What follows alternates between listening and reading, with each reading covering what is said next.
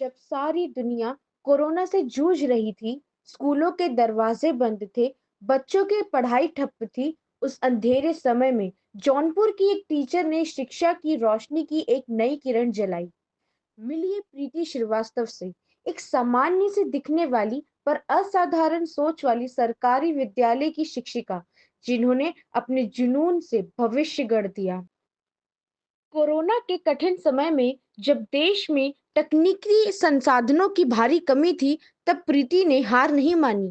आपदा में अवसर तलाशते हुए उन्होंने अपने हाथों से एक पपेट बनाया और उसमें इलेक्ट्रॉनिक डिवाइस लगाकर उसे एक एआई टीचर में बदल दिया। जी हाँ, आर्टिफिशियल इंटेलिजेंस जिसे बड़े-बड़े शहरों और विदेशी लैब्स में इस्तेमाल होते देखा था, उसका प्रयोग जौनपुर जिले के एक से गांव रन्नो की क्लासरूम में हुआ और वो भी एक महिला शिक्षक के हाथों। उत्तर प्रदेश जौनपुर के कंपोजिट विद्यालय रन्नो की शिक्षिका प्रीति श्रीवास्तव ने इस नवाचार को हैप्पीनेस क्लास के अंतर्गत बनाया और इसे नाम दिया खुशी, यानी knowledge with happiness unlimited in school hours bye innovative ideas. इस नवाचार को बच्चों ने खुशी खुशी अपनाया और फिर उनके विभाग के उच्च अधिकारियों एवं शिक्षक समुदाय ने सराहा और आज उत्तर प्रदेश के कई शिक्षक उनकी राह पर चल रहे हैं। बच्चों के लिए एक 4 फीट का ये बनाया था पपेट। और इसमें इसको कुछ अलग ढंग से बच्चों को पढ़ाने के लिए मैंने इसमें एक डिवाइस फिट किया था और उसको विभिन्न ऐप के माध्यम से मैंने जब स्कूल खुले तो मैंने इसको पढ़ाना शुरू किया। मेरे दिमाग में हैप्पीनेस स्कूल को लेकर के एक कॉन्सेप्ट आ रहा था कि किस तरह से हम बच्चों को एंटरटेनिंग तरीके से उनको मस्ती के साथ पढ़ाएं जो कि उन्हें ठोस अधिगम दिलाने में सहायक हो। तो क्योंकि बच्चे पपेट मैं बहुत पहले से बनाती आई हूँ तो बच्चे पपेट बहुत पसंद करते थे, तो मुझे लगा कि उसके आधार पर कुछ ऐसा बड़ा किया जाए जो बच्चों को इंटरेस्टिंग तरीके से तमाम विषय पढ़ाने में सहायक हो और एक चीज़ से हम बहुत सारी चीज़ें पढ़ा सकें। तो मेरे दिमाग में ये खुशी नामक एक पपेट बनाने का आइडिया आया और इसका नाम खुशी मैंने इसलिए रखा कि जो अलग अलग लेटर हैं खुशी के वो एक मेरा जो आइडिया है उसको डिफाइन करते हैं। KHUSHI knowledge for happiness unlimited in school hours bye innovative ideas. तो इस एक पपेट से हम बहुत सारी चीज़ें पढ़ा सकते हैं। जैसे इसको पहले मैं टीचर के रूप में ले आई हूँ और शेफ़ के रूप में लाई हूँ। अभी इसको मैं बच्चों को ड्रेस में आने के लिए प्रेरित करने के लिए मैं इसको कुछ दिनों से स्टूडेंट के रूप में इसका गेटअप मैंने बना रखा है।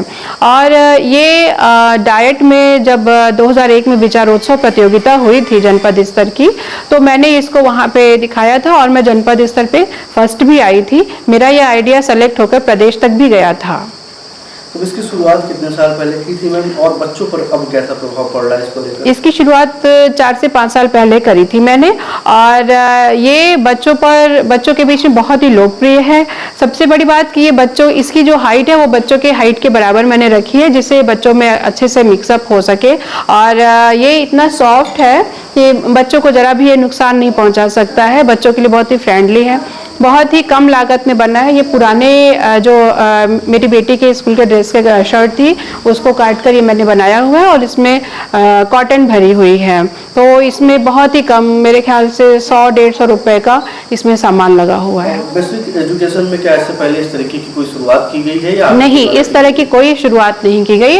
ये एक मेरा इनोवेटिव आइडिया है जो नवाचार के रूप में काफ़ी लोकप्रिय। मेरे कई फ्रेंड्स ने इसे मांगा, इसकी फ़ोटो मांगी और मैंने उन्हें सजेस्ट भी किया, उन्हें गाइड भी किया कि इस तरह से आप इसको बना सकते हैं। मैंने फोटोग्राफ्स भी भेजे और सोशल मीडिया पर भी ये काफ़ी वायरल हुआ था। विभाग की प्रेरणा पत्रिका में भी इसके बारे में जिक्र आया है और माननीय बेसिक शिक्षा मंत्री संदीप सिंह सर ने भी इसको देखा था और सराहा था। मेरा ये पपेट मंडलीय कार्यशाला वाराणसी में हुई थी 3 साल पहले, उसमें भी ये बहुत ही सराहा गया था अधिकारियों और माननीय मंत्री जी के द्वारा।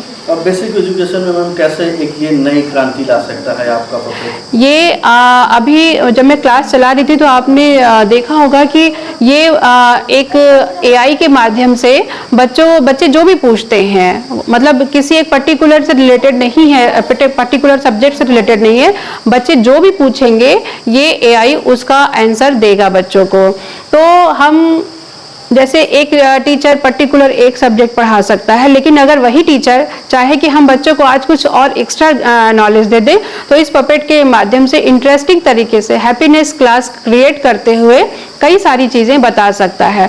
तो ये टीचर के लिए बहुत सहायक है कि टीचर उसके साथ मल्टी टास्किंग करते हुए बहुत सारे विषयों को उसमें समाहित करते हुए बच्चों को इंटरेस्टिंग तरीके से पढ़ा सकते हैं। अब आपके नवाचार को कहा जाए अपनाया जा रहा है तो कैसा लग रहा है, कैसे फील? मुझे बहुत अच्छा लग रहा है, बहुत सारे लोग इसको अपना रहे हैं और मैं देख रही हूँ कि कुछ लोगों ने इसको थोड़ा सा और बेहतरीन तरीके से प्रस्तुत किया है। तो मुझे खुशी इस बात की है कि मेरा एक आइडिया वो पूरे प्रदेश में क्रांति ला रहा है, और ये बहुत ही सरल तरीके से, क्योंकि इसमें बहुत एफर्ट नहीं करना है।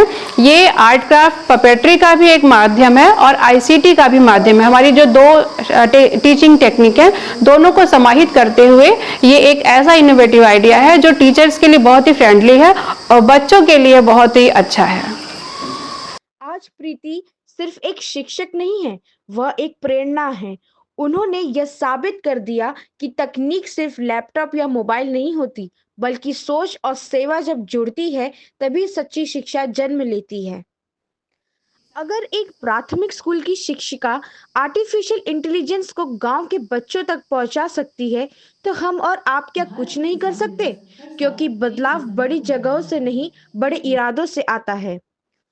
अगर आपको प्रीति श्रीवास्तव की यह कहानी प्रेरणादायक लगी हो, तो वीडियो को लाइक करें, शेयर करें और कमेंट में जरूर बताएं आपके जीवन में कौन बना है प्रेरणा।